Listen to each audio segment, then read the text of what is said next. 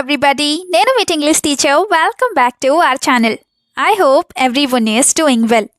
మనం ప్రతిరోజు ఫోన్కి సంబంధించి చాలా రకాల సెంటెన్సెస్ని యూస్ చేస్తూ ఉంటాం కదా.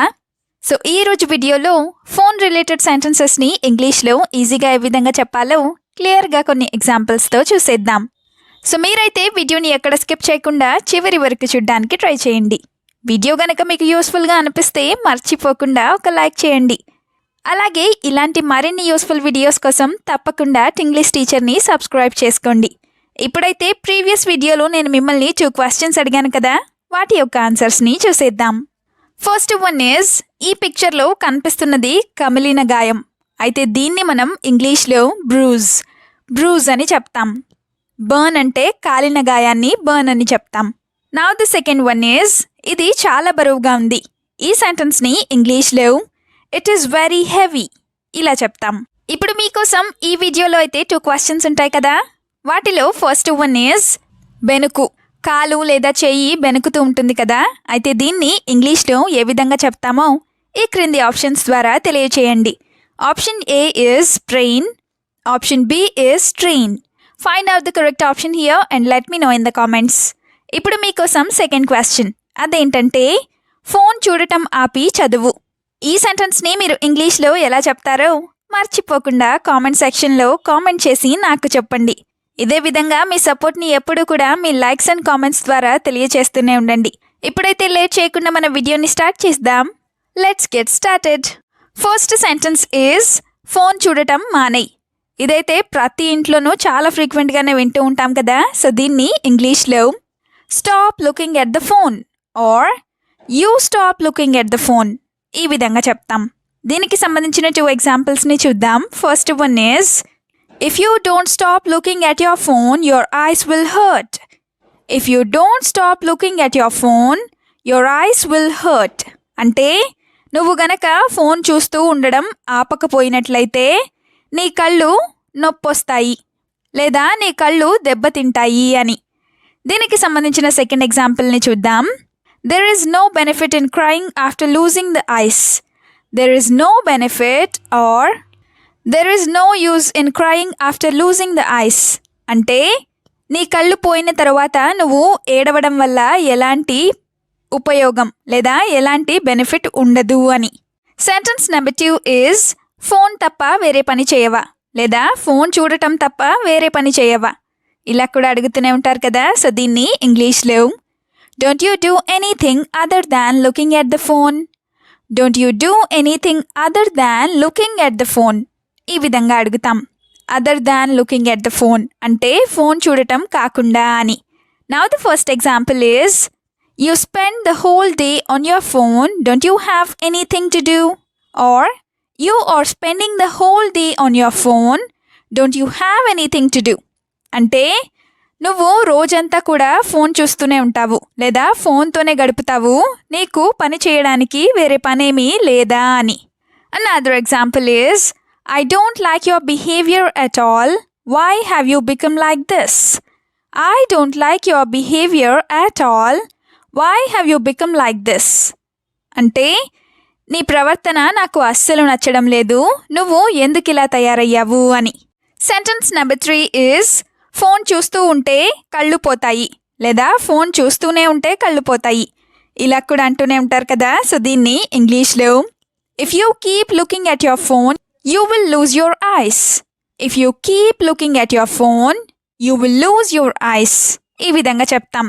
If you keep looking at your phone అంటే నువ్వు గనక ఫోన్ని అలా చూస్తూనే ఉంటే అని.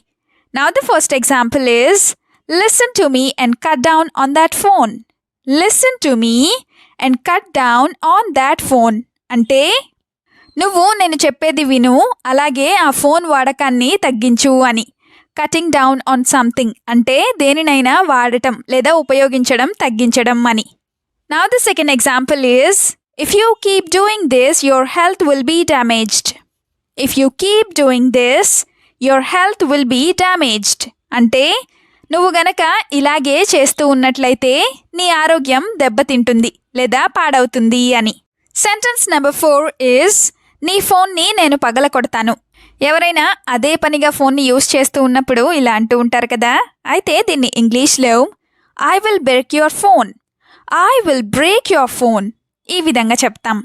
దీనికి సంబంధించిన 2 ఎగ్జాంపుల్స్ని ఇప్పుడు చూద్దాం. First one is if you don't stop looking at your phone I will break your phone and your face. If you don't stop looking at your phone I will break your phone and your face or I will break your phone also your face. అంటే నువ్వు గనక phone చూడటం ఆపకపోయినట్లయితే నేను నీ ఫోన్తో పాటు నీ ముఖం కూడా పగలకొడతాను అని. Another example is what is the meaning of not listening no matter how much is said. What is the meaning of not listening no matter how much is said. అంటే ఎంత చెప్పినా కూడా నువ్వు వినకపోయినట్లయితే దానికి అర్థమేంటి అని. సెంటెన్స్ నెంబర్ 5 ఈజ్ ఈ టైంలో phone ఎందుకు? ఇలా కూడా అడుగుతూనే ఉంటారు కదా. సో దీన్ని ఇంగ్లీష్లో why are you on the phone at this time, why are you on the phone at this time ఈ విధంగా అడుగుతాం. అంటే ఈ టైంలో నువ్వు ఫోన్ ఎందుకు యూస్ చేస్తున్నావు అనే మీనింగ్ వస్తుంది. Now the first example is who are you talking to on the phone in the dark, who are you talking to on the phone in the dark. అంటే నువ్వు చీకట్లో ఫోన్లో ఎవరితో మాట్లాడుతున్నావు అని. Now the second example of this sentence is if you talk on the phone for a long time your ears will also be damaged. If you talk on the phone for a long time your ears will also be damaged. అంటే నువ్వు ఎక్కువసేపు ఫోన్లో మాట్లాడుతున్నట్లయితే నీ చెవులు కూడా పాడైపోతాయి అని. Sentence number 6 is అంత ఎక్కువగా ఫోన్ చూడకు. ఇది కూడా ఫ్రీక్వెంట్గానే అంటూ ఉంటారు కదా. సో దీన్ని ఇంగ్లీష్లో don't look at your phone so much, don't look at your phone so much ఈ విధంగా చెప్తాం. ఇప్పుడైతే దీనికి సంబంధించిన ఎగ్జాంపుల్స్ని చూద్దాం. First one is after looking at the phone for a while you go out and play. After looking at the phone for a while you go out and play. అంటే నువ్వు phone కాసేపు చూసిన తర్వాత బయటకు వెళ్ళి ఆడుకో అని. దీనికి సంబంధించిన సెకండ్ ఎగ్జాంపుల్ని చూద్దాం. Because of this phone your body is not having any exercise. Because of this phone your body is not having any exercise. అంటే ఈ ఫోన్ వల్లే నీ బాడీకి లేదా నీ శరీరానికి అసలు ఎలాంటి ఎక్సర్సైజ్ ఉండటం లేదు అని. నెక్స్ట్ సెంటెన్స్ ఈజ్ అన్నిటికీ నీ ఫోనే కారణం. చాలామంది పేరెంట్స్ ఇలానే అంటూ ఉంటారు కదా. సో దీన్ని ఇంగ్లీష్లో your phone is the reason for everything, your phone is the reason for everything ఈ విధంగా చెప్తాం.